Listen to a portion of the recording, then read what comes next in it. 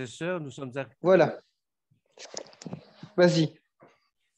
Voilà, frères et sœurs, nous sommes arrivés donc à la troisième paracha, Genèse chapitre 12, verset 1 à chapitre 17, verset 27.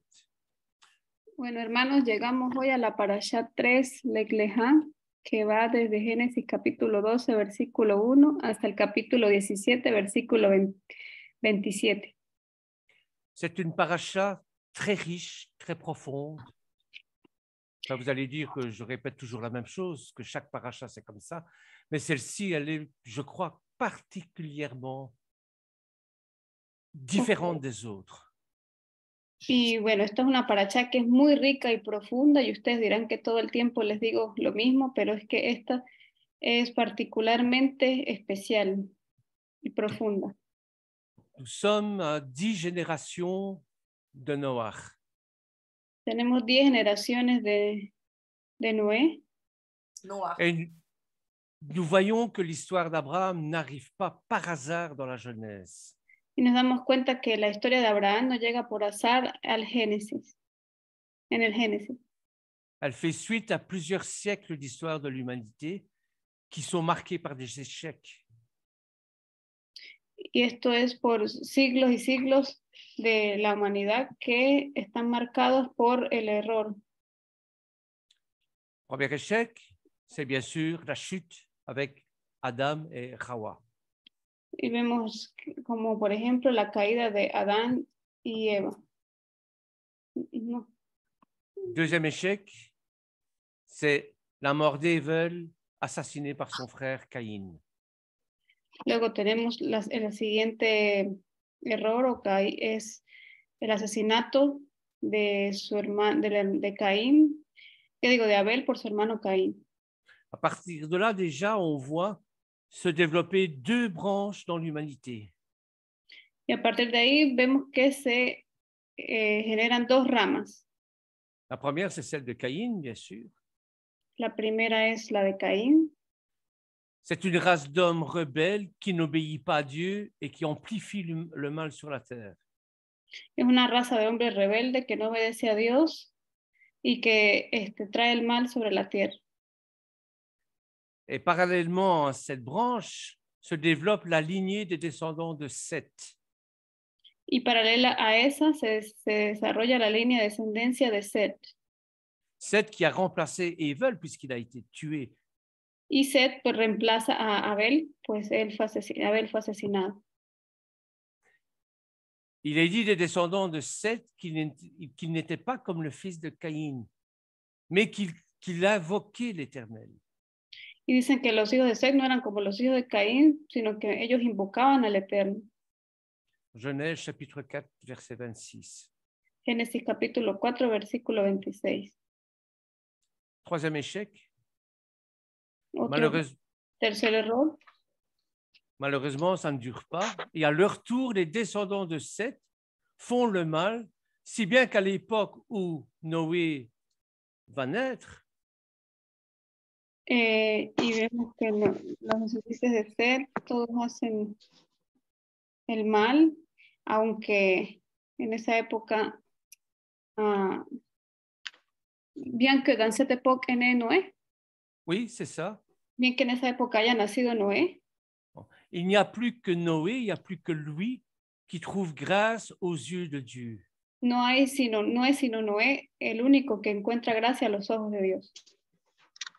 Ça signifie qu'en regardant l'humanité entière, eso significa que mirando la humanidad entera, il n'y a plus que Noé et sa famille en qui Dieu trouve quelque chose qui lui plaît et contre qui il n'est pas en colère. Y vemos que no hay sino Noé y su familia que Dios encuentra justos y sobre a quienes no desata su ira. Alors Dieu prévient Noé qu'il va détruire l'humanité issue d'Adam. Y Dios le previene a Noé de que él va a destruir la humanidad que fue creada después de Adán. Et qu'il va créer par ses descendants une autre humanité, une nouvelle humanité. Y que por él a través de él iba a crear otra humanidad. Et c'est ce qui va arriver. Y esto es lo que va a suceder. Dieu fait venir le déluge sur la terre Dios hace venir el diluvio sobre la tierra et il sauve à travers, grâce à l'arche de Noé que ses fils ont construit, toute la famille. y se salvan gracias al arca de Noé que se construyó y todos sus hijos y su esposa se salvan. On arrive à la quatrième échec. Llegamos al cuarto error. Une fois plus, les choses vont se gâter. Les choses vont devenir pires. Y aquí las cosas se van a volver aún peor. Dieu voulait que les descendants de Noé, qui parlaient tous la même langue, tout en ayant des dialectes différents, Y Dios quiere que Noé, los descendientes de Noé, que hablaban todos lenguas diferentes, dialectos diferentes, se dispersent à travers toute la terre. se dispersen por toda la tierra. Mais parmi eux, certains vont se rebeller contre l'Éternel Pero entre ellos hay unos que se van a rebelar contra el Eterno et vont former le projet de bâtir une ville, une tour, et ça y ne va van pas a, réussir, bien sûr. y van a formar el proyecto de edificar una torre que no va a tener éxito. Alors l'Éternel descend du ciel, va confondre leur langage et les obliger, par ce moyen-là, à s'éparpiller dans le monde. Y el Eterno va a descender del cielo, va a confundir sus lenguas y va a obligar a que sean dispersados en la tierra. C'est l'épisode de la tour de Babel, vous l'avez compris. Es el episodio de la Torre de Babel que ustedes comprendieron. Et après le récit de la tour de Babel, il y a quelque chose qui va changer radicalement. Y después de lo de la Torre de Babel hay algo que va a cambiar todo radicalmente. Jusqu'à présent, la Genèse suit le pas de l'humanité dans son ensemble. Y hasta aquí, en la Génesis, se sigue los pasos de la humanidad en su conjunto. Et voilà que le projecteur va se braquer sur un des descendants de Noé, Sem, et une famille en particulier. Y vemos que aquí el proyector ahora se va a enfocar en un descendiente de Noé, Sem, y una familia particular. La famille d'un dénommé Terah. Una familia de alguien llamado Terra. Terah qui va avoir 3 fils, Terra que va a tener 3 hijos. Abraham, Abraham Nahor et Nahor. Haran. Y Arán.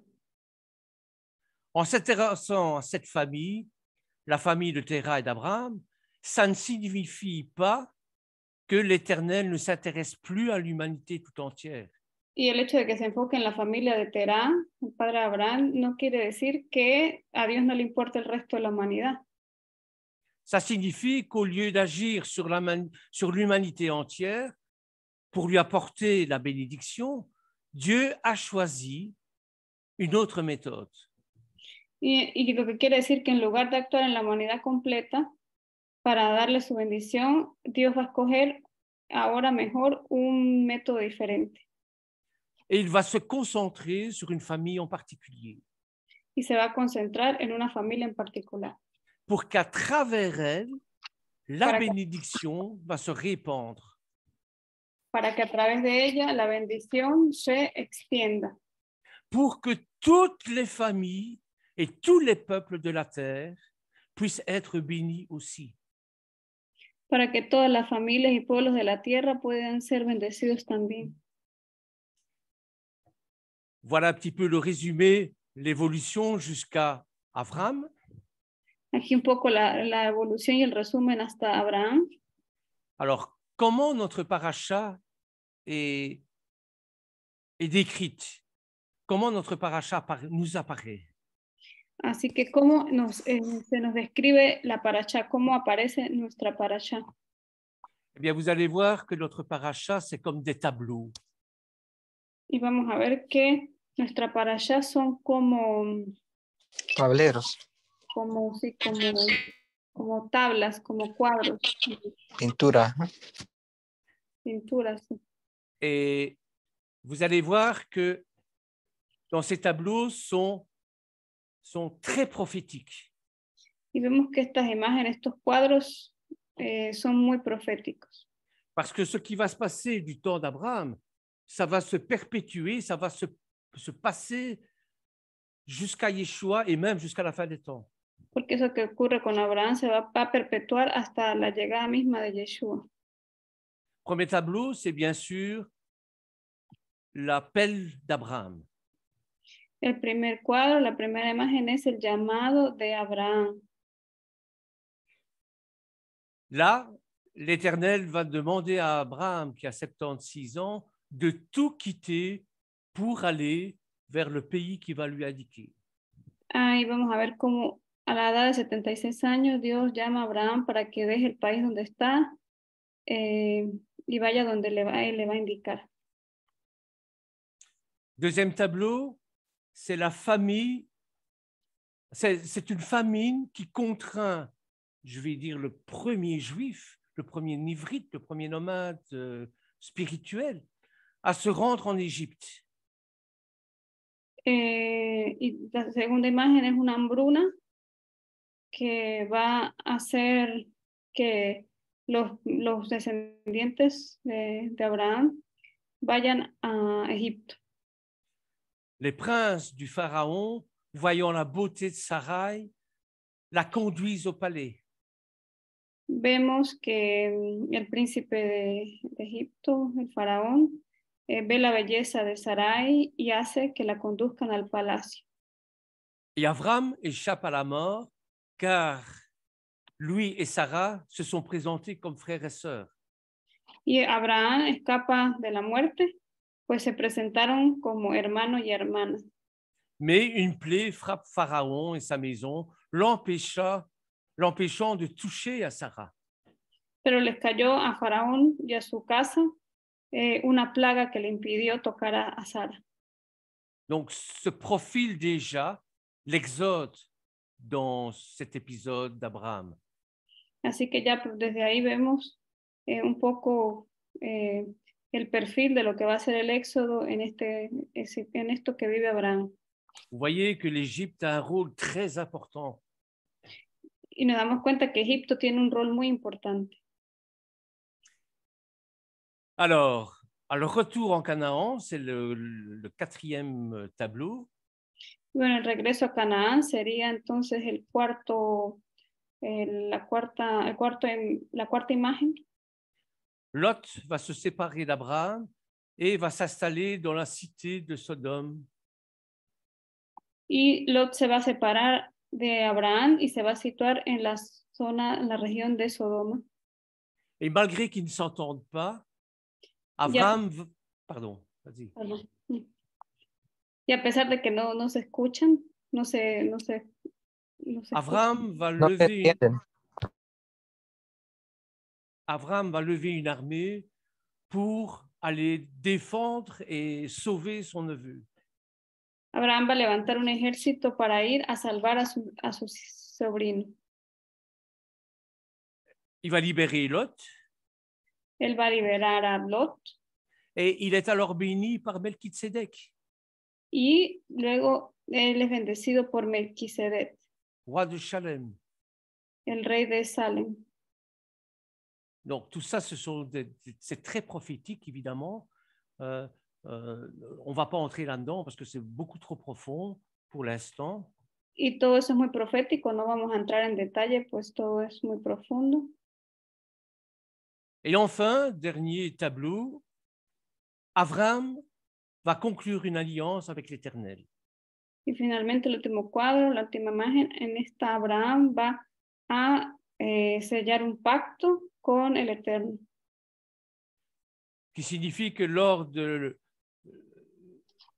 l'exil et la persécution du peuple d'Israël sont annoncés dans ce tableau-là. Y vemos que el exilio y la persecución de Israel se anuncian en esta imagen. Et en même temps, la terre sainte lui est donnée en héritage. Y de igual manera la tierra prometida, la tierra santa, le va a ser dada en herencia. Enfin, le tout dernier tableau, parce que déjà, sans enfants 10 ans après leur arrivée en terre de Canaan. Y bueno, para terminar, aquí en esta imagen, ya Abraham sin hijos, 10 años después de haber llegado a la tierra de Canaán. Sarah perd foi. Sarah perd la foi. Sara pierde su fe. Et demande à son mari d'épouser Agar, sa servante, pour lui donner un enfant. Y le pide entonces a su marido que se una a su sierva Agar para que conciba un hijo. Vous allez voir les catastrophes que ça va découler pour toute l'humanité. Y vemos que es algo catastrófico que va a generar para toda la humanidad. Parce que bien sûr, Agar, donc la servante, va tomber enceinte. Porque ciertamente Agar, la sierva, va a quedar embarazada. Et va vouloir supplanter sa maîtresse. Y va a querer suplantar a su dueña, a su señora. Alors Sarah, bien sûr, Abraham, sur le conseil de Sarah, va répudier la servante, va la chasser du clan. Y Abraham, por consejo de su esposa, va a repudiar a su sierva, la va a sacar del clan. Mais voilà, Ismaël va naître. Pero Ismael va a nacer. Et un ange va annoncer que Ismaël sera le père d'une grande nation aussi. Y luego un ángel va a anunciar que Ismael sería el padre de una gran nación también. Et 13 ans plus tard, ¿Cómo? 13 ans plus tard, 13 années plus tard, Y luego 13 años después, Abraham va accomplir pleinement sa mission. Abraham va a cumplir plenamente su misión, en changeant son nom. cambiando su nombre. Al cambiar su nombre, D'Abraham, il va devenir Avraham. pues Abraham se va a volver ahora o a convertirse en Abraham. Et à ce moment-là, il pourra concevoir un enfant avec Sarah, l'enfant de la promesse. Y en ese momento entonces ya podrá concebir, engendrar un hijo con su esposa Sara. Voilà. Et à partir de ce moment-là, bon, il va y avoir aussi la circoncision. Donc, vous voyez à quel point que tout cela est très profond, très, très... On n'aura pas le temps de tout étudier, évidemment. Y que es el hijo de la promesa, y bueno, ahí va a haber la circuncisión también, y bueno, vemos en este punto, o a qué punto es profundo esto, y por eso no podemos entrar hoy tanto en detalle. Parce que, bon, il faudrait des heures, des jours, des semaines, des années, au moins 6 vies entières pour pouvoir étudier en profondeur tout ce qui est écrit dans cette saga d'Abraham. Bueno, faltarían horas, días, años para poder estudiar a profundidad todo lo que está aquí escrito sobre Abraham. Alors, si vous voulez bien prendre votre Bible en Genèse au chapitre 12, verset 1. Y bueno, por favor, si pueden tomar sus Biblias y buscar el capítulo 12 de Génesis, versículo 1. Jusqu'au chapitre 4, donc verset 1 jusqu'au chapitre 4. S'il y a quelqu'un qui veut lire. Y vamos a leer desde del versículo 1 hasta el 4, y si hay alguien que quiera ayudarme a leer. Moi, je vais bien. Jusqu'à où? Jusqu'au verset 4, donc chapitre donc 12, verset 1 à 4. Je suis au 12, 1, verset oui. Jusqu'au 4. L'Éternel dit à Abraham, va-t'en de ton pays, de ta patrie, de ta maison, de ton père, dans le pays que je te montrerai. Je ferai de toi une grande nation, et je te bénirai. Je rendrai ton nom grand, et tu seras une source de bénédiction. Je bénirai ceux qui te béniront, et je maudirai ceux qui te maudiront, et toutes les familles de la terre seront bénies en toi. Abraham partit comme l'Éternel le lui avait dit, et Lot partit avec lui, Abraham était âgé de 75 ans lorsqu'il sortit de Charan. Amen. Dice Donc, Génesis 12 del 1 al 4, y el Señor dijo a Abraham, vete de tu tierra, de entre tus parientes y de la casa de tu padre a la tierra que yo te mostraré, haré de ti una nación grande y te bendeciré, engrandeceré tu nombre y serás bendición, bendeciré a los que te bendigan y al que te maldiga maldeciré y en ti serán benditas todas las familias de la tierra. Entonces Abraham se fue tal como el Señor le había dicho y Lot fue con él y Abraham tenía 75 años cuando partió de Harán. voilà. Donc, c'est le Lech Lecha en hébreu. Va-t'en, c'est Lech Lecha en hébreu. C'est le titre de la paracha. Y entonces el título de la paracha viene aquí de esta parte que es Lech Lecha, que significa vete. C'est ce qu'on appelle une redondance. Y es lo que llamamos una redundancia. En hébreu, vous avez beaucoup de redondances comme ça. En hebreo existen muchas redundancias como esa. C'est pour insister sur ce pléonasme, c'est pour insister sur quelque chose de très important. Es para insistir en ese pleonasmo, es para insistir en algo que es verdaderamente importante. Pédaber Adonai, les morts, par exemple, lorsque on nous dit que Dieu dit en parlant, c'est un petit peu le même genre, le même procédé. Como cuando dice que Dios dijo algo hablando, o él dijo algo diciendo las siguientes palabras, como para dar énfasis. Alors bien sûr, le Lech Lecha, ça se conçoit spirituellement, mais c'est excessivement difficile à traduire. Lech Lecha, pues, se consigue de manera espiritual, pero es algo que es verdaderamente difícil de traducir. Parce que c'est va pour toi, va-t'en. Porque Voyez, se puede traducir como ve por ti mismo o vete. alors, je crois que Lech Lecha, donc 2 fois Lech Lech, et puis le suffixe par la suite, je pense que les deux Lech Lech, il faut les traduire séparément. Y aquí en hebreo, cuando decimos lech, leja, las dos veces lech, lech y luego el sufijo ja, habría que traducir esos dos lech, lech separadamente. Il faut les traduire séparément parce que il y a 2 sens possibles. ¿Y por qué traducir los dos separadamente? Pues porque hay dos sentidos posibles. Le premier Lech, on pourrait le traduire par quitte. El primer verbo, lech, podríamos traducirlo por deja. Et le second par va. Y el segundo por ve. Donc, il y a bien 2 sens à développer pour moi ici. Así que para mí hay dos sentidos a desarrollar aquí.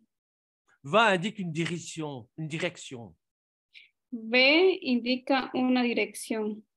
Tandis que quitte, il y a un abandon. Mientras que dejar implica un abandono. Il faut d'abord qu'Abraham quitte tout pour aller vers le pays où Adonai va lui montrer.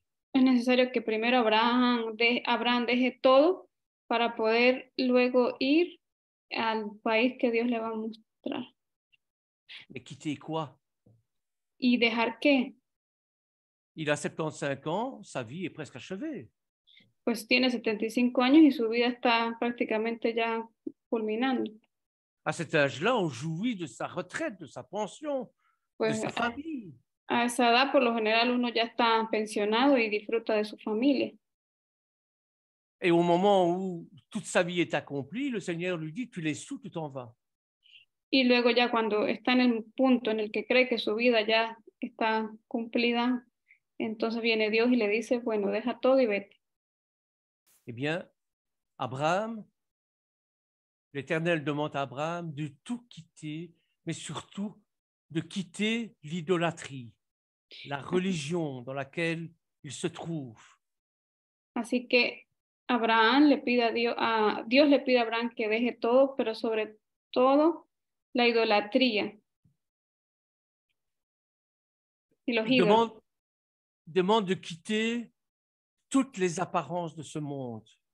Le pide que deje todas las apariencias de este mundo. En fait, il demande de quitter tout ce qu'il a construit lui-même. De hecho, le pide que deje todo lo que él ha construido él mismo. Le Talmud dit que Abraham était dans un milieu d'idolâtrie et que son père Terah vendait des idoles. Talmud dice que Abraham creció en un medio donde había mucha idolatría y que de hecho su padre Terah vendía ídolos. Vous savez, c'est comme si vous demandiez à un musulman de tout laisser, l'Arabie saoudite, sa religion, etc., pour se convertir au Dieu d'Israël. Es como que si le pidiera a un musulmán que deje todo su país, Arabia Saudita, su religión musulmana para unirse a otra religión.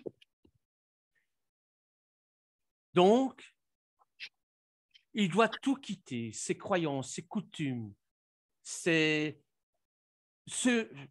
qui le tenait de plus cher dans cette famille, dans sa famille, dans son environnement. Y tuvo que, le pidió que dejara sus creencias, sus costumbres y lo más preciado que había en su familia. Alors, bien sûr, il y a un texte dans la Brit Hadasha qui parle de ça, c'est dans 2 Corinthiens, chapitre 6, verset 16. Y bueno, en la Brit Hadasha hay un texto que nos habla de eso y está en 2 de Corintios 6, capítulo 6, versículo 16. Donc, si vous voulez bien le prendre, 2 Corinthiens, chapitre 6, verset 16. Si quieren buscarlo, 2 de Corintios, capítulo 6, versículo 16. Pablo, tu as ta Bible avec toi? Pablo, ¿tienes tu Biblia contigo?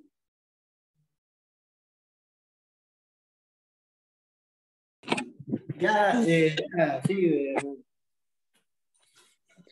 Oui. Oui, je veux bien le lire. Donc, 2 Corinthiens. Ok, lo lee en francés, luego en español. 2 Corinthiens, chapitre 6, versets 16 à 18. Donc voilà, 2 Corinthiens, verset 16. Chapitre. Vas-y. Quelle relation? Oh là, il y a plusieurs micros ouverts. Quelle relation y a-t-il entre le temple de Dieu et les idoles? Car nous sommes le temple de Dieu, du Dieu vivant, comme Dieu l'a dit. Je demeurerai en eux et je marcherai parmi vous. Je serai leur Dieu et ils seront mon peuple. C'est pourquoi Adonai dit: sortez du milieu d'eux et séparez-vous. Ne touchez pas à ce qui est impur, et moi je vous accueillerai.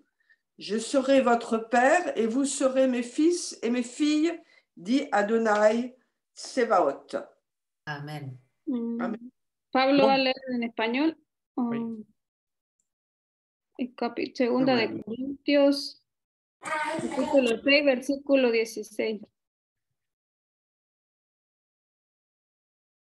Aquí la estoy buscando. Segunda de Corintios. Capítulo 6, versículo 16. 6:16. Dice, ¿qué armonía puede haber entre el templo del Señor y los espíritus malignos? Porque ustedes son templo del Dios viviente, como fue dicho. Solamente 16, moraré en ellos y andaré entre ellos y seré su Dios y ellos serán mi pueblo. Seulement 16. 16 jusqu'au 18. Hasta el 18, Pablo. Por tanto, salgan de medio de ellos, apártense de ellos, declara Yahweh, no toquen lo inmundo, y yo los recibiré. Y yo seré para ustedes por padre, y ustedes serán por hijos e hijas, declara el Señor, el Todopoderoso. Amén. Amen. Amen. Donc, vous voyez que ce que l'Éternel a demandé à Abraham a des répercussions même jusqu'à aujourd'hui. Y se dan cuenta que lo que Dios le pidió a Abraham tiene repercusiones aún hasta el día de hoy. Parce que ce qu'il demande à Abraham, il nous le demande à nous aussi. Porque lo que él le pidió a Abraham nos lo pide hoy en día a nosotros también. Il nous demande aussi de tout quitter Y nos pide que dejemos todo pour pouvoir le suivre. para que lo sigamos. Donc, Abraham, le nom d'Abraham, qu'est-ce que ça signifie en hébreu? Entonces, el nombre de Abraham, ¿qué significa en hebreo?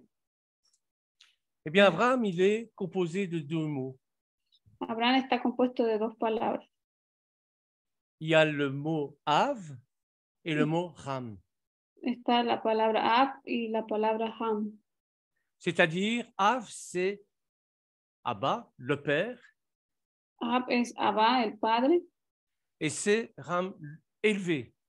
Ham es elevado. Mais si on fait un petit peu d'hébreu, il y a quelque chose à constater au niveau de la gématria. Y si hacemos una constancia, una comparación en hebreo, hay algo que constatar en cuanto a la gematría. Je vous rassure, la gématria, c'est simplement une manière, un outil pour comprendre les choses. Y la gematría es una herramienta para comprender las cosas. La Bible n'est pas écrite comme ça, par hasard. Pues la Biblia no está escrita por azar.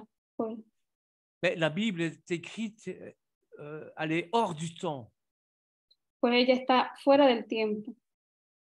Et les lettres utilisées sont des lettres de création. Y las letras utilizadas son letras de creación. Alors, regardez bien. Par exemple, on va aborder 3 thèmes ici. Celui d'Abraham, qui commence par un aleph et qui se termine par un mem. Ok, entonces aquí prestemos atención, vamos a abordar 3 temas. Empezando por el primero, que es Abraham, con la letra Aleph, y que termina con la letra Mem, en hebreo.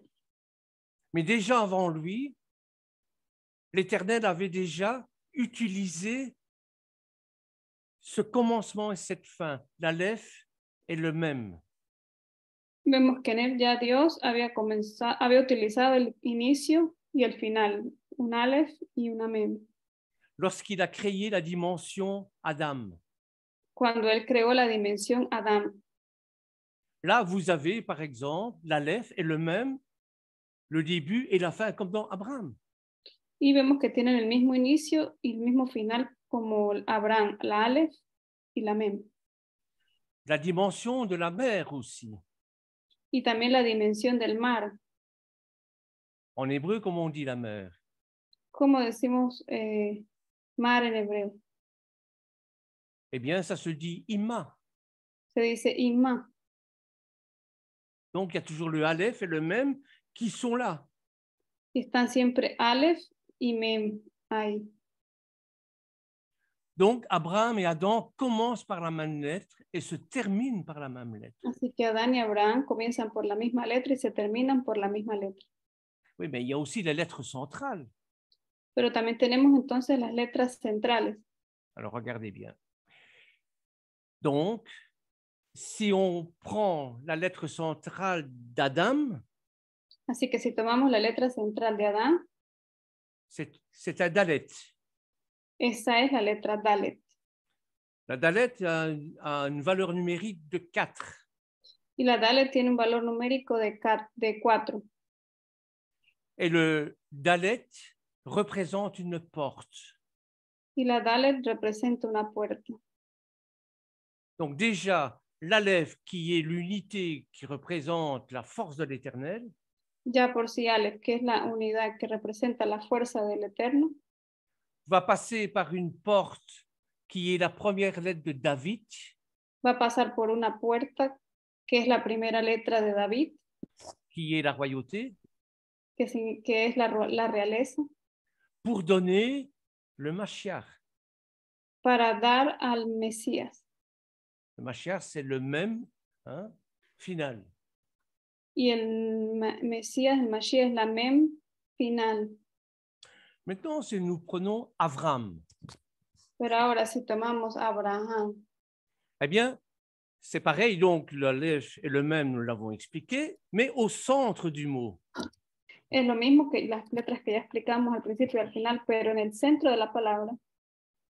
Eh bien, au centre du mot, vous avez quoi comme lettre? ¿Qué tienen ustedes como centro de, qué letra tienen como centro de esta palabra? Vous avez le bet et le resh. Tenemos a la bet y a la resh. La valeur numérique de bet et de resh, Y el valor numérico de bet y resh c'est 2 pour le bet et 200 pour le resh.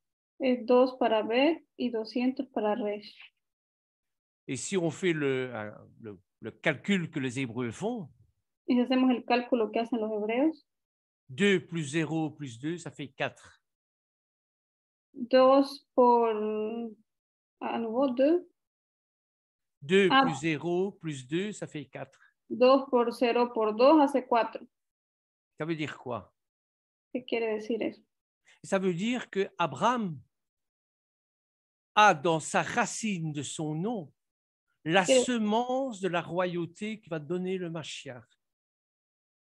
Ok, quiere decir que Abraham tiene la raíz de su nombre, la semilla que va a dar origen a la realeza.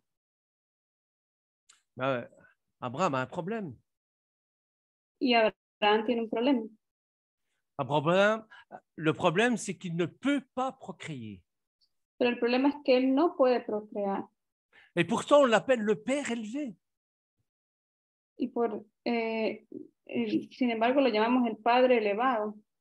Dans son nom, il y a cette dimension de père élevé. En su nombre está esa dimensión de Padre elevado. Alors, première question, c'est élevé pour qui? Y la primera pregunta sería, ¿elevado para quién? Lui qui n'a pas eu d'enfant, lui qui ne sait pas avoir d'enfant. Aquel que no tuvo hijos, que no puede tener hijos.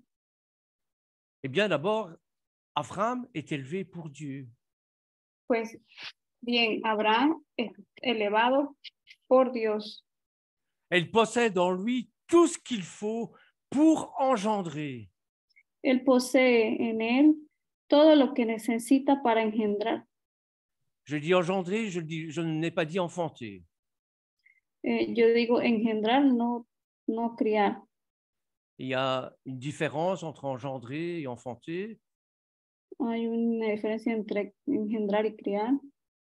Les hommes comme les femmes peuvent engendrer, Los hombres y las mujeres pueden engendrar, mais l'homme ne peut pas enfanter. pero el padre no puede. Enfanter, c'est grandir ou c'est Non, mettre au monde des enfants. mettre quoi?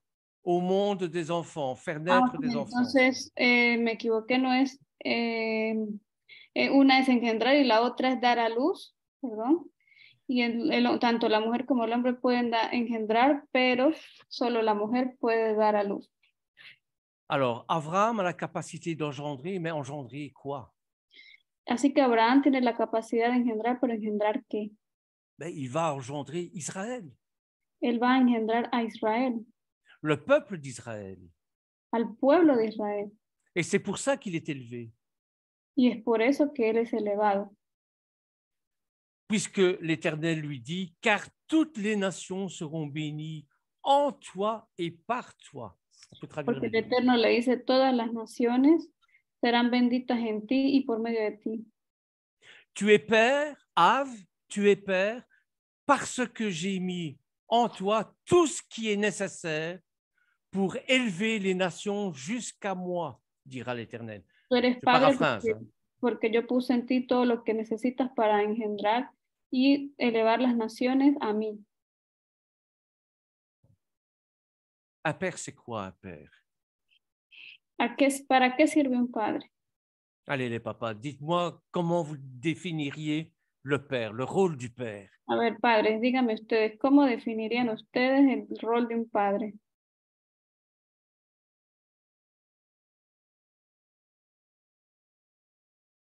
Et je crois qu'un des premiers rôles du père, c'est d'être un géniteur.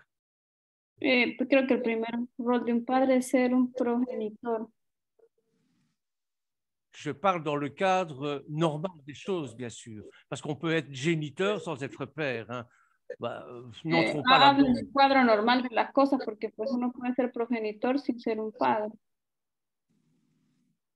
Deuxième chose, un père doit prendre soin des siens.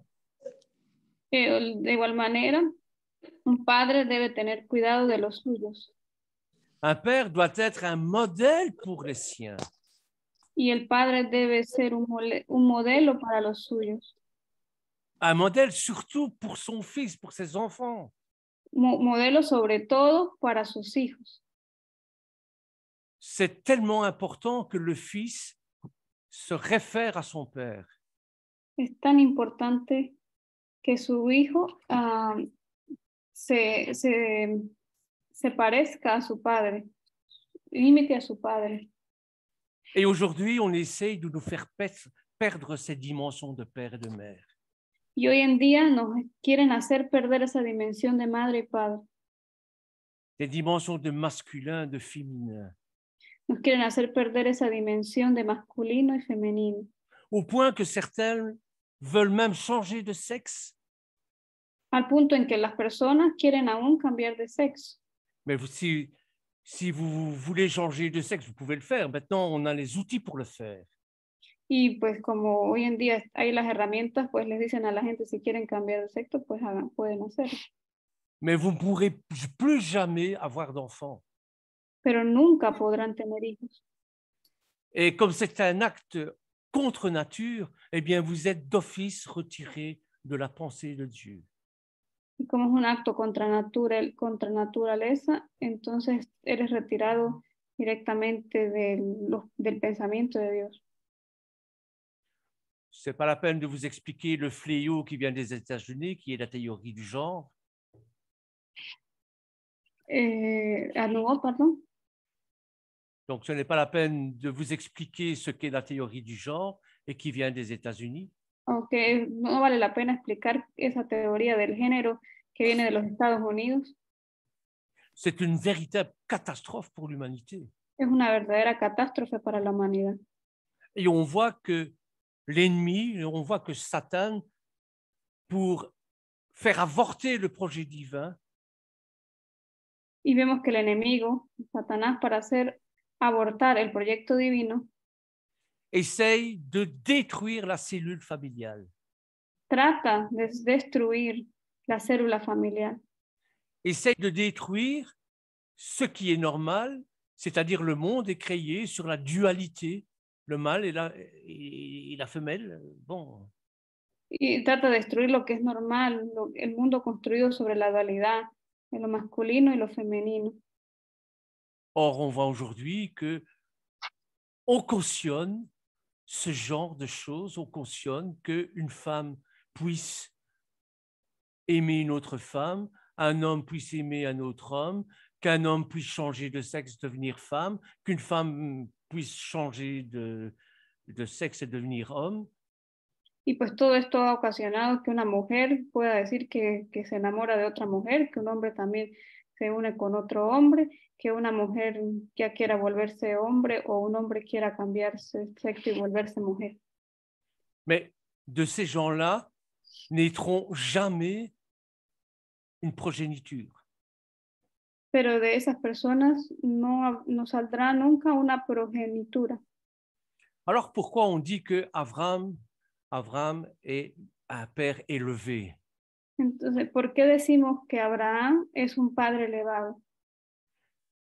Il a tout en lui pour engendrer une nation. Él tiene todo en él para engendrar una nación. Mais on peut dire qu'Abraham est un faiseur d'âmes. Y podríamos decir entonces que Abraham es un hacedor de almas. Il peut enfanter des âmes. Que puede dar a luz almas. Qu'est-ce que je veux dire par là? Il peut prendre des gens, et d'ailleurs on le voit dans le texte au verset 4, il peut prendre des gens avec lui pour les amener au Seigneur. Okay. ¿Qué quiero decir con eso? Y es que él puede tomar gente y engendrar almas para llevarlas al Señor, elevarlas para llevarlas al Señor.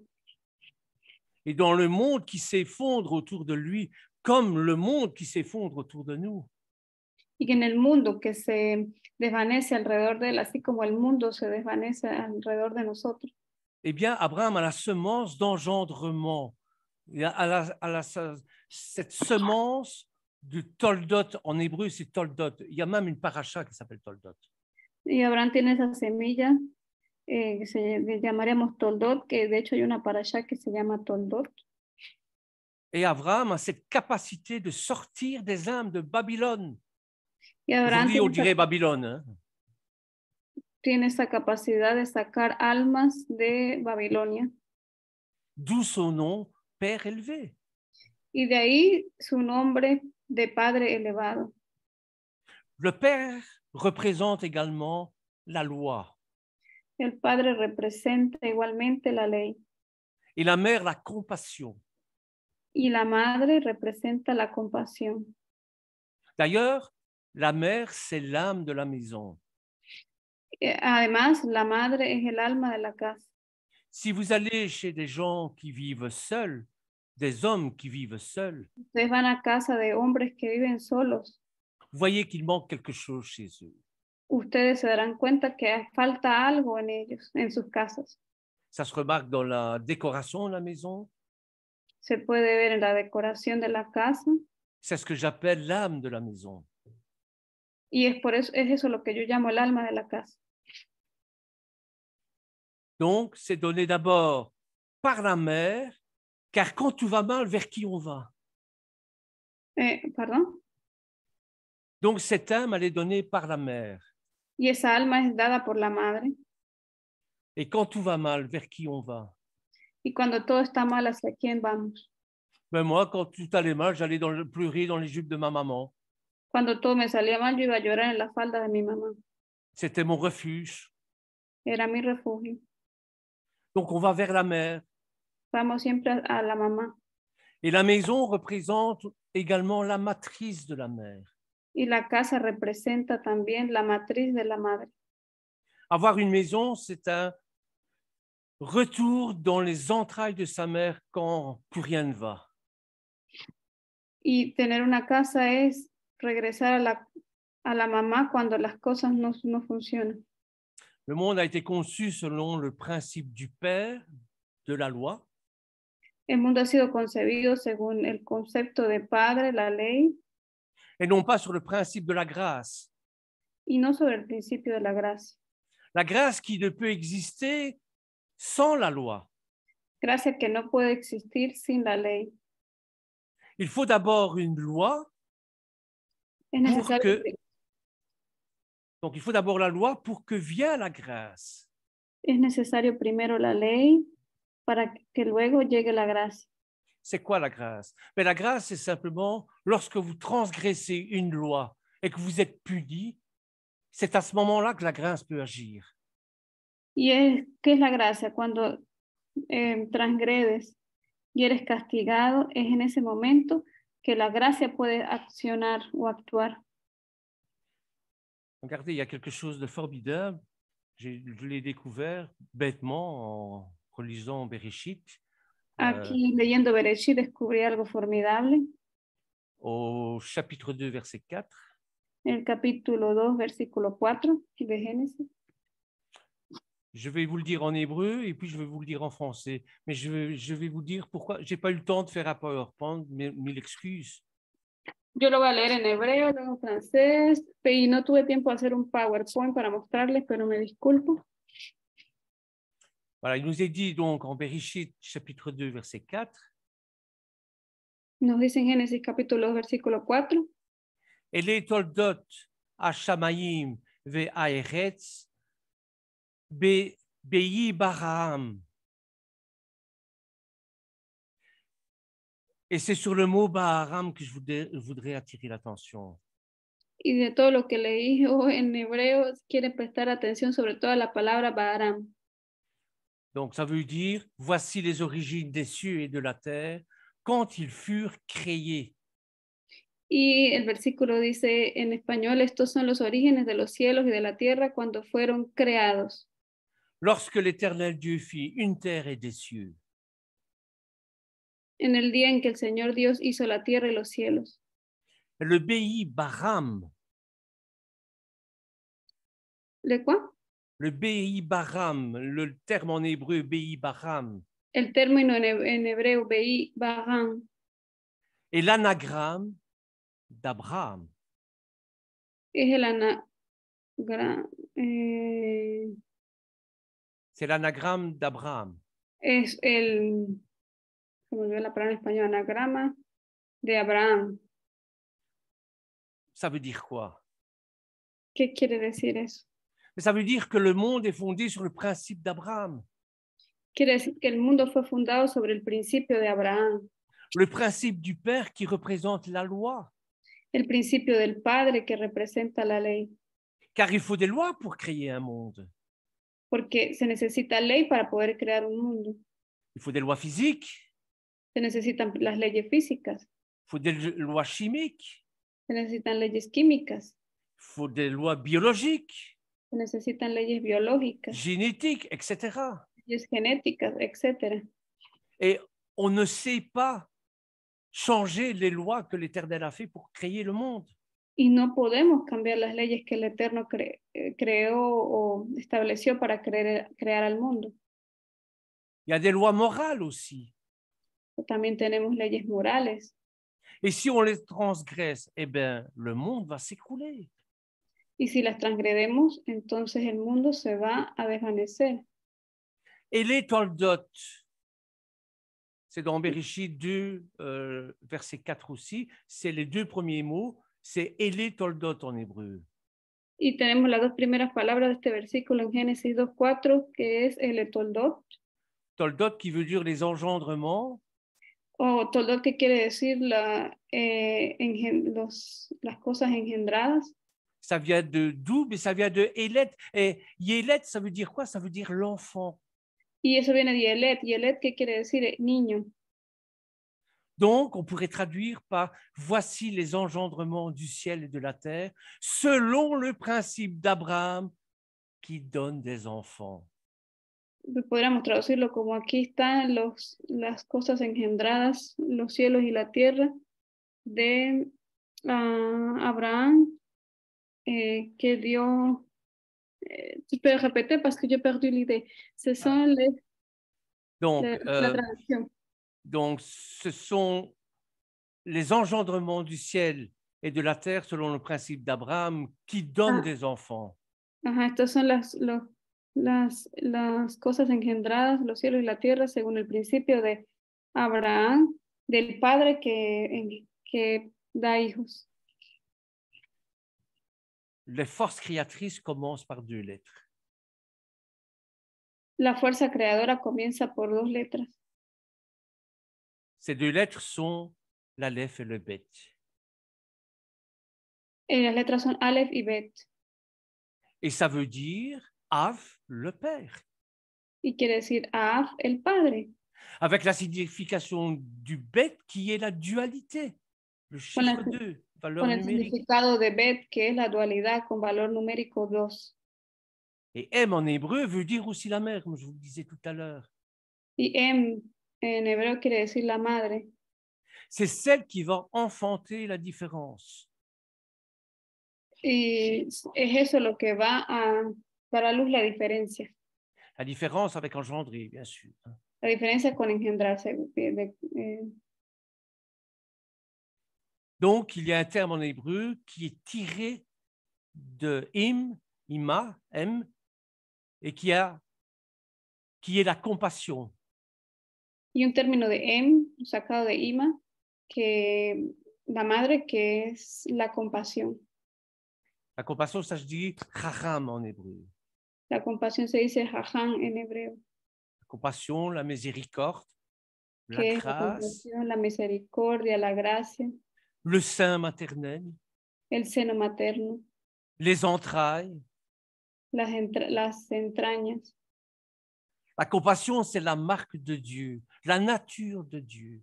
La compasión es la marca de Dios, es la naturaleza de Dios. Mais c'est plus encore envers ses enfants, son peuple, qu'il a cette compassion. Y es sobre todo hacia sus hijos, hacia su pueblo, que Él tiene esa compasión. comme le père s'écrit Aleph Bet, Así como padre se escribe con Aleph y Bet, la mère s'écrit Aleph, Mem, Aleph. la madre se escribe con Aleph, Mem y Aleph. Et Aleph Mem a la valeur numérique de 40. Y Aleph y Mem tienen valor numérico de 40. Le chiffre 40, c'est la formation.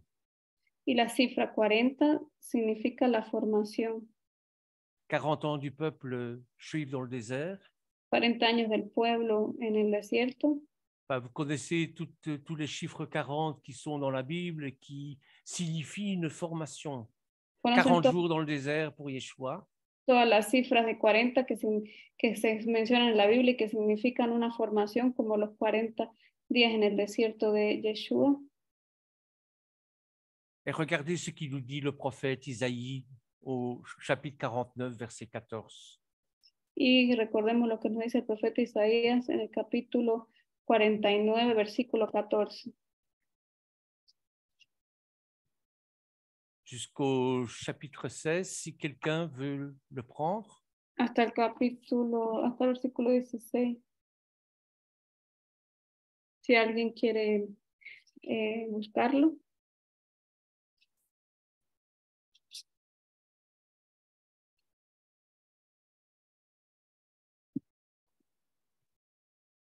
Donc Isaïe, chapitre 49. Chapitre 14. Chapitre 49, verset 14 à verset 16. Ok, Isaías 49, del 14 al 16.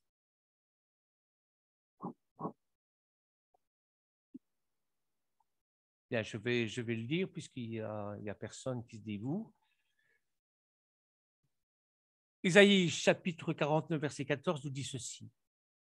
Sion disait, l'Éternel m'abandonne, le Seigneur m'oublie. Verset 15, une femme oublie-t-elle l'enfant qu'elle allait? N'a-t-elle pas pitié du fruit de ses entrailles? Quand elle l'oublierait, moi, je ne t'oublierai pas. Voici, je t'ai gravé sur mes mains, tes murs sont toujours devant mes yeux. Y en español dice, de Isaías 49, del 14 al 16.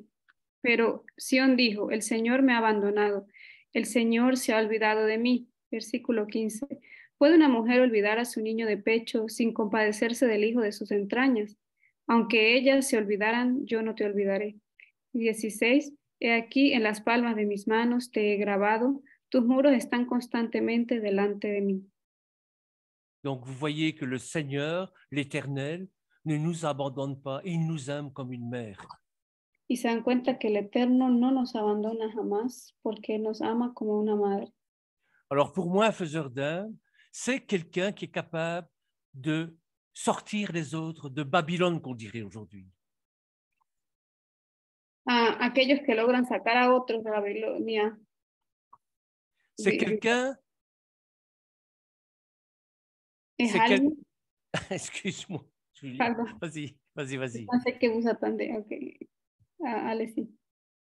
C'est quelqu'un qui marche selon l'esprit et qui, comme Abraham, nous sort de Babylone. Es alguien que camina según el espíritu y que como Abraham nos saca de Babilonia. On revient à notre paracha, chapitre 4, au chapitre 12, verset 4. Y regresamos a nuestra paracha en Génesis capítulo 12, versículo 4. Abraham partit conformément à la parole de l'Éternel et Lot partit avec lui. Abraham était âgé de 75 ans lorsqu'il quitta Charan. Il prit sa femme Sarai, qui veut dire ma princesse en hébreu, Sarai, et Lot, le fils de son frère. Il prit aussi tous les biens et les serviteurs dont il était devenu propriétaire à Charan. Et ils partirent pour se rendre dans le pays de Canaan où ils arrivèrent. Y versículo 4 y 5 dice, entonces Abraham se fue tal como el Señor le había dicho, y Lot fue con él. Y Abraham tenía 75 años cuando partió de Aram, Y tomó Abraham a Sarai, que quiere decir mi princesa, su mujer, y a Lot su sobrino, y todas las posesiones que ellos habían acumulado, y las personas que habían adquirido en Aram, y salieron para ir a la tierra de Canaán, y a la tierra de Canaán llegaron. Frères et sœurs, ce n'est pas suffisant. Hermanos y hermanas, no es suficiente.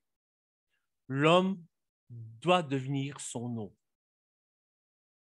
Son nom. Son nom. El hombre debe volverse su nombre. Sa destinée dépendra de son nom. Su destino dependerá de su nombre. Le changement du nom entraînera un changement de la destinée. El cambio de su nombre implicará un cambio de su destino. On peut être des faiseurs d'âmes, apporter des âmes au Seigneur Podemos y ser avoir, hacedores de almas y llevarle almas al Señor. et avoir à l'intérieur de nous un sentiment de non accompli. Y tener en el interior de nosotros un sentido de no haberlo cumplido.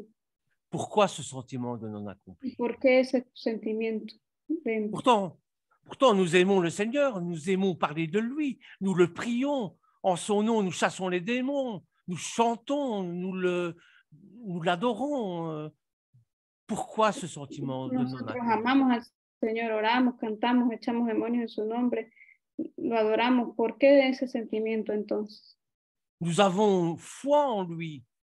Tenemos fe en él.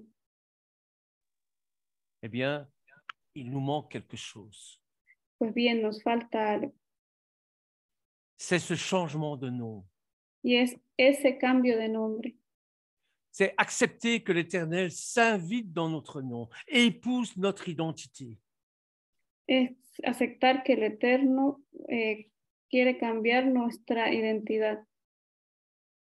Change carrément notre nom Y cambia completamente nuestro nombre pour que la promesse se réalise. para que la promesa se lleve a cabo. Il devra aller chercher dans le tétragramme la lettre divine qui va donner par son souffle divin la naissance au fils de la promesse, Isaac. Y hay que buscar en el tetragrama la letra que dará a luz esa vida para ese hijo, el hijo de la promesa, que es Isaac. Abraham va tomber la face contre terre et Dieu lui parla ainsi. Y Abraham va a colocar su rostro en tierra y Dios le va a hablar así. Je suis en Genèse au chapitre 17, versets 3 à 5. Estoy en Génesis 17, del versículo 3 al 5. Moi, mon alliance est avec toi. Tu deviendras père de nombre de nations. On ne t'appellera plus Avram, mais ton nom sera Avraham, car je te fais père de nombre de nations. En cuanto a mí, en el versículo 4, he aquí mi pacto es contigo, y serás padre de multitud de naciones, y no serás llamado más Abraham, sino que tu nombre será Abraham, porque yo te haré padre de multitud de naciones. Donc, vous voyez que pour pouvoir réaliser la promesse de Dieu, il faut que notre nom soit changé. Se dan cuenta que para poder realizar la promesa de Dios es necesario que nuestro nombre sea cambiado. Dans le Tanakh, il en est ainsi pour Abraham, mais aussi pour Jacob. En el Tanakh fue así para Abraham, pero también para Jacob. Abraham devient Avraham en Genèse 17, 5. Abraham se vuelve Abraham en Génesis 17, 5. Ce changement de nom marque un changement de destinée. Y ese cambio de nombre marca un cambio de destino. Jacob devient Israël en Genèse 32, 29. Y Jacob se vuelve Israel en Génesis 32, 29. Sarai va devenir Sarah en Genèse 17, 15. Sarai se vuelve Sara en Génesis 17, 15. Joseph, qui s'appelait chez les Égyptiens Safnar Panear, en Genève 41-45. Y Joseph, que es en egipcio, en su nombre egipcio era Sapnap Panea, en Génesis 42-45. En Genèse 35, verset 18, lorsque Rachel va mourir suite à son accouchement de Benjamin. Y luego Raquel, en el Génesis 35-18, que va a morir luego de dar a luz a Benjamín. Eh bien, de Benoni, il va s'appeler Benjamin. Y de Benoni, él va a llamarse, ¿cómo es? Benoni, Benjamin, Benjamin, Benjamin. va a llamar ahora Benjamín. Josué, Josué, regardez Josué. Il a fallu que son nom change pour pouvoir accomplir et entrer en terre d'Israël.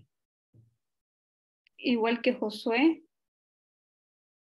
tuvo que poder cambiar su nombre para entrar en la tierra de Israel. Josué tire son nom de Oshéa. Josué, su nombre viene de Oseas. Et comme Abraham, Oshéa, ça veut déjà dire le salut. Il avait déjà quelque chose pour le salut, mais ce n'était pas suffisant. Y como Abraham, que tenía parte de su destino en su nombre, Oseas también tenía, Josué tenía en Oseas algo que era salvación. Il a fallu qu'on aille chercher le yud du tétragramme pour faire Yehoshua. Y hizo falta simplemente buscar la yud del tetragram para que fuera Yehoshua. Alors ce n'est plus Osée qui va conquérir Canaan, qui va faire entrer le peuple en terre d'Israël, mais c'est Yehoshua, c'est-à-dire Dieu qui sauve.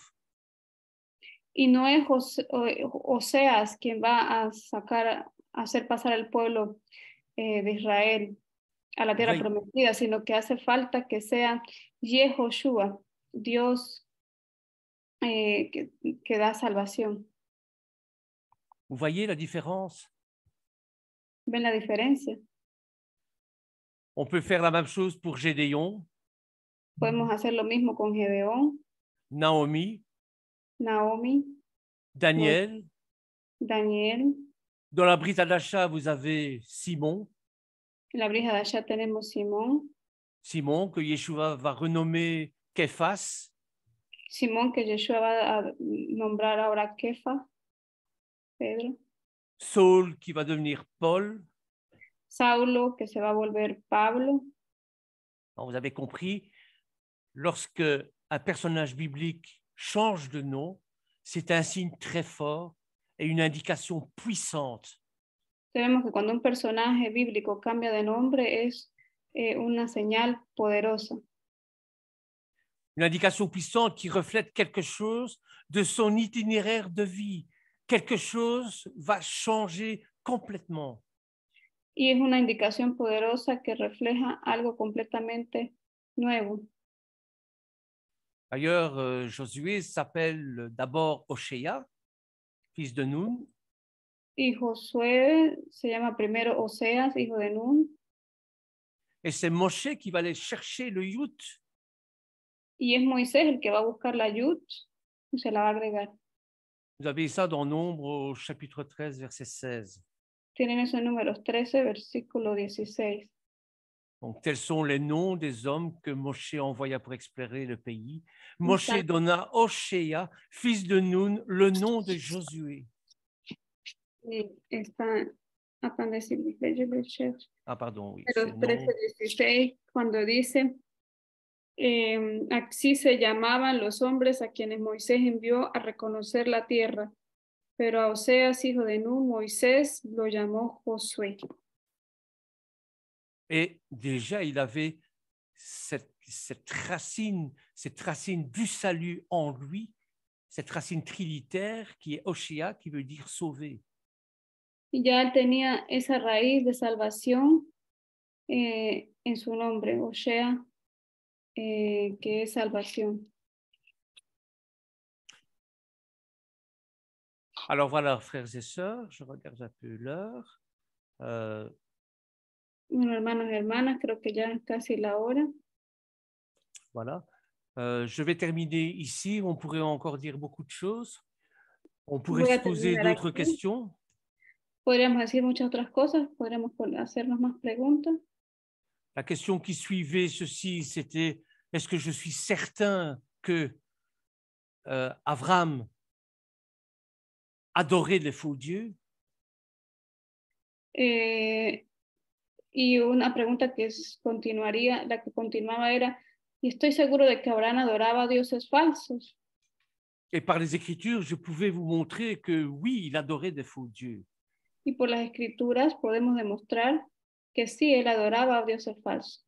C'est important pour moi parce que j'ai toujours la fâcheuse habitude de faire des personnages bibliques des héros, des super-héros.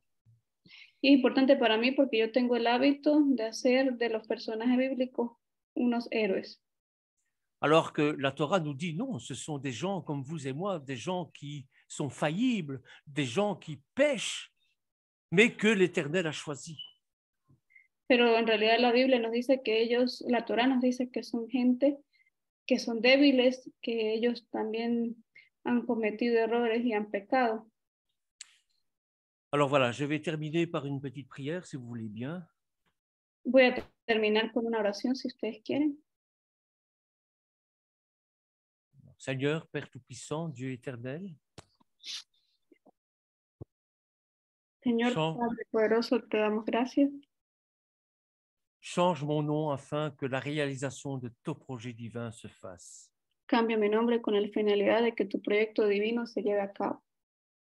Même si je t'apporte des âmes, Aun si yo llevo almas para ti, rajoute en moi ce qu'il faut pour que je puisse communiquer et faire naître ta véritable promesse. agrega lo que hace falta en mí para que yo pueda hacer conocer tu verdadera promesa. Le but ultime, la tâche que tu me confies, El propósito último, la tarea que tú me has confiado. le but réel et définitif pour lequel tu m'as mis sur cette terre. El propósito definitivo por el cual tú me has puesto en esta tierra. Alors, Maître du monde, viens me donner ta roua, Elohim. Señor del mundo, por favor, dame tu Ruach Elohim. Fais en sorte que je devienne comme Abraham, Ya es que yo cambie así como Abraham a Abraham, que je puisse être le messager de ta transcendance. que yo pueda ser el mensajero de tu trascendencia. Amen. Que l'Éternel vous bénisse. Amén. Que el Eterno los bendiga. Amén, amén. Amen. Amen. Amen. Si vous avez des suggestions, c'est le moment. Amén. ¿Tienen sugerencias? Amen. Amén. Aqui do Nikido.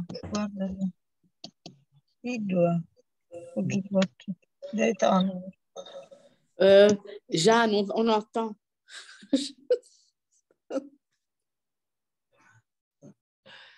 Ok, Bernard. Aujourd'hui aussi, moi-même, j'ai partagé cette petite paracha avec la Madagascar. Hoy yo compartí esta paracha también con Madagascar. Moi, j'ai parlé justement d'une trilogie divine. Y yo hablé justamente de una trilogía divina. C'est-à-dire, dans ce passage de Genèse chapitre 12, Es decir, que en este pasaje, Génesis 12, il fait référence à l'Ech Lecha, c'est-à-dire à un homme qui doit se lever et aller vers sa destinée. y hace referencia al Eclejá, o sea, un hombre que debe elevarse para ir a su destino. La destinée, c'est-à-dire, c'est que Dieu avait un plan avec Abraham. Es decir, que Dios tenía un plan con Abraham. C'est-à-dire qu'avec l'appel d'Abraham, qui devait quitter le pays d'Irak, qui était la Mésopotamie, Que Abraham debía dejar Irak, que es la parte de la Mesopotamia, et Dieu a montré justement la terre promise. e ir a la tierra prometida. Alors, cette trilogie divine est Israël, un pays, Esa trilogía divina es Israel un país, Israël une nation, Israel una nación, Israël un Messie. Israel un Mesías. C'est-à-dire, je résume tout ce kilomètre en 3 mots. Así que yo resumo todo eso en 3 palabras. Parce qu'il y a beaucoup de choses à dire. Et on n'arrêterait jamais dans cette paracha qui est si très longue. Porque hay muchas cosas por decir y nunca nos pararíamos en esta parasha que es tan larga. Alors, et c'est vrai, Dieu a réalisé à travers l'appel d'Abraham un véritable peuple. Y es verdad que Dios hizo a través del llamado de Abraham un verdadero pueblo. C'est pour ça qu'à travers ce peuple, plus tard, qui naîtra Israël, va donner la connaissance du vrai Dieu au monde entier. Y es por eso que a través de su pueblo luego él va a dar a conocer su nombre al mundo entero. Une nation, parce que c'est la nation, justement, qui doit être d'exemple pour toutes les nations, afin qu'il soit une source de bénédiction pour tous les peuples. Una nación que debe ser ejemplo para que sea una fuente de bendición para todos los pueblos.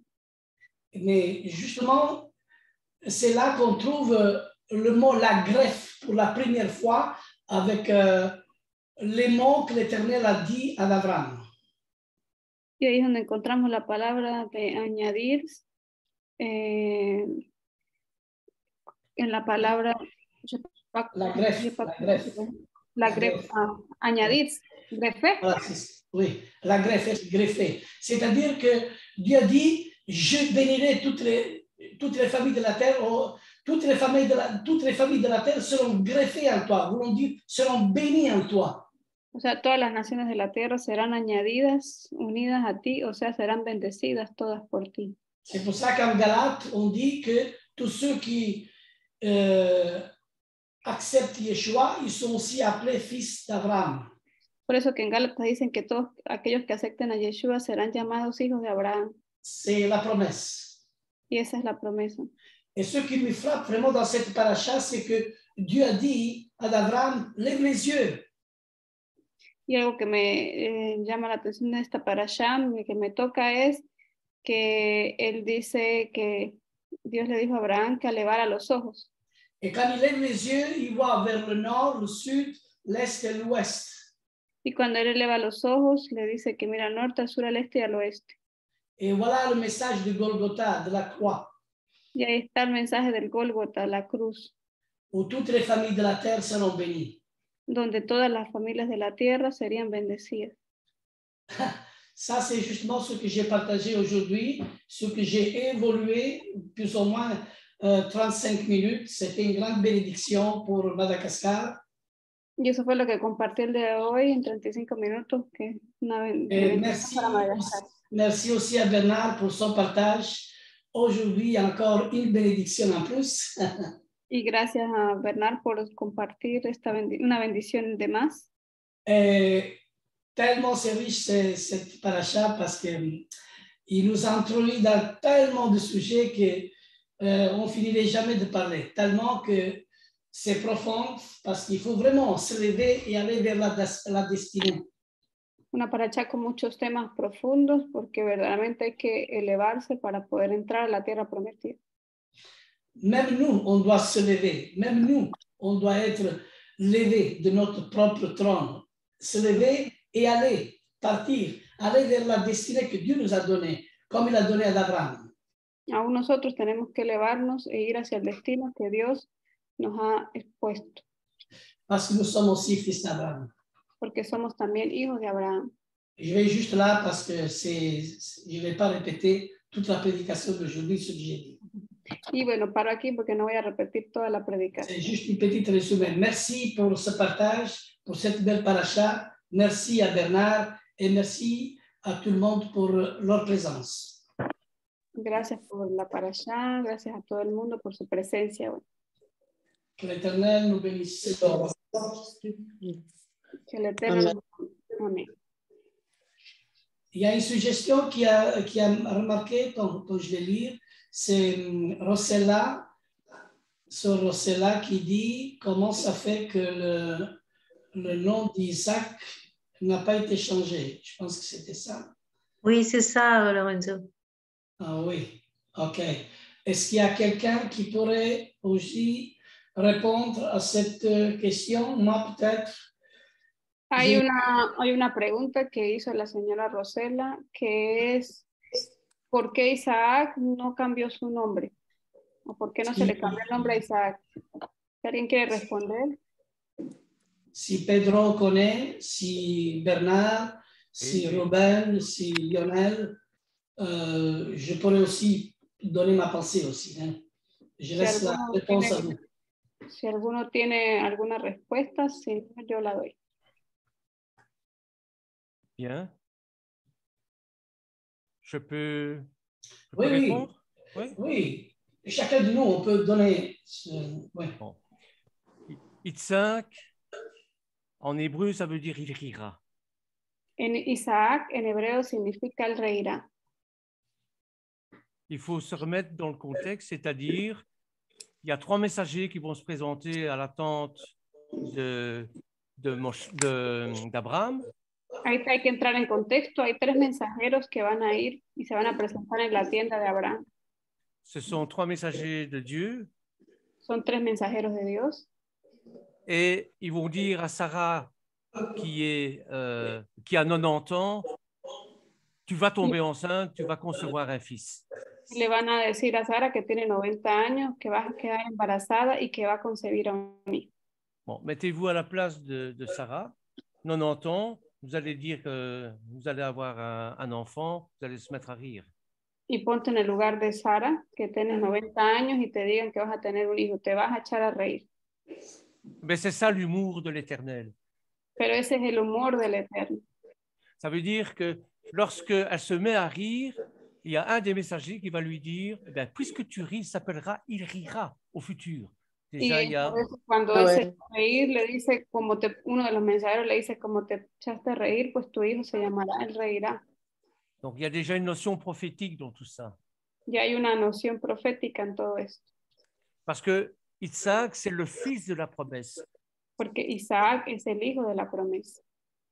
C'est le fils qui va être engendré par Abraham et Sarah.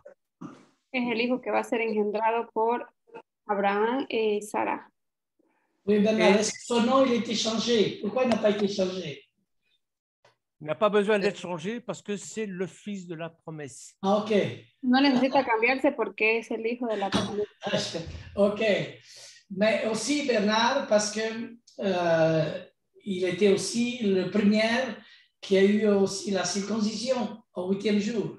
Pero también porque fue el primero que tuvo la circuncisión en el 8º día. C'est-à-dire que Isaac, c'est vraiment l'image du Messie, du Mashiach, aussi du Fils. Isaac es la imagen del Mesías. Peut-être, c'est vrai que le nom de Yeshua n'a jamais été changé, mais moi, j'interprète, hein, le nom de Yeshua n'a jamais été changé, c'est les hommes qui ont voulu changer le nom de Yeshua. Y de hecho, el nombre del Mesías nunca fue cambiado, fueron los hombres los que quisieron cambiar el nombre de Yeshua. Il faut savoir que Myriam, quand il a été visité par l'ange, il n'y a jamais dit Jésus, il a dit Yeshua. Pues cuando Miriam fue visitada por el ángel, nunca se dijo en ese entonces Yeshua, sino se dijo siempre Yeshua.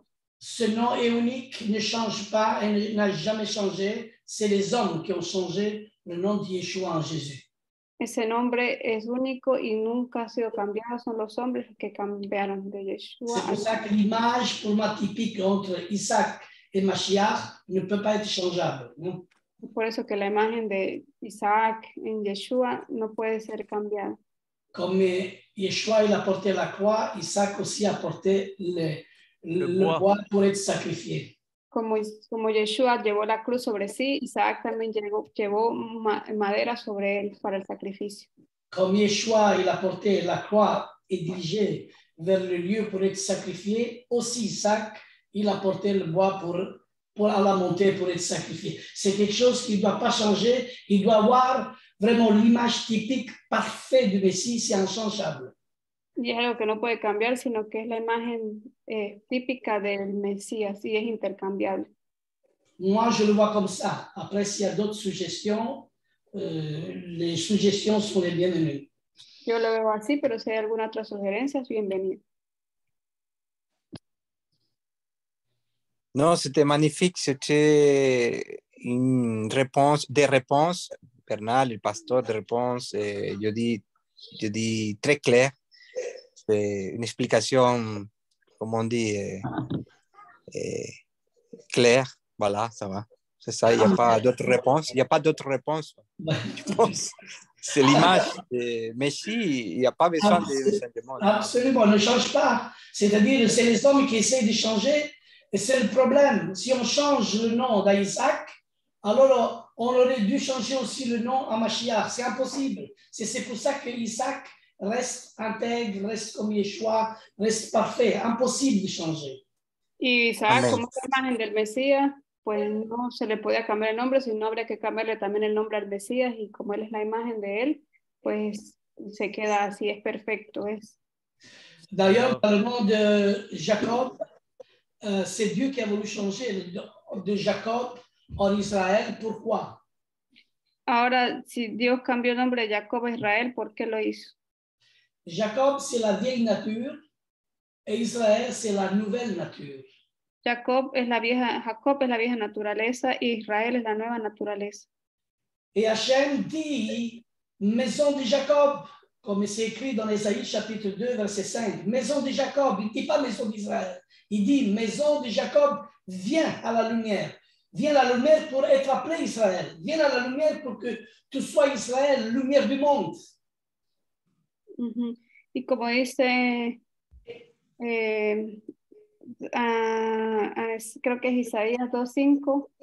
¿C'était Isaías o qué profeta que usa? Ésaïe chapitre 2, verset 5.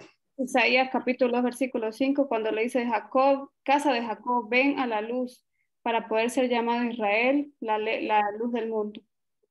Alors, pourquoi Israël devient lumière? Parce que la Torah, la parole, il vient s'installer en Israël, et Israël lui-même devient parole pour transmettre au monde la lumière de Yeshua.